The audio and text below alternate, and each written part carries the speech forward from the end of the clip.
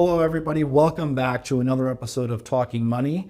I'm your host, Joe Matea, brought to you by Rooted Wealth Advisors. And in this episode, or this segment, I want to talk a little bit about the biggest question we should ask ourselves when making a purchase, big or small for that matter.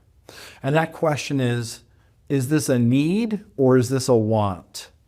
What are the costs associated with making a purchase? And I'm not just talking about the cost of the item itself, but maybe the long-term cost, right? Think about a car.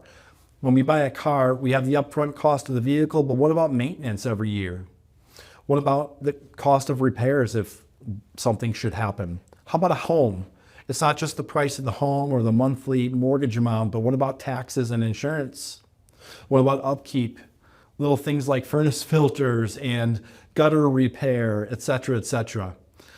So the biggest question to ask ourselves, is this a need or a want? Do I need it today or do I want it today?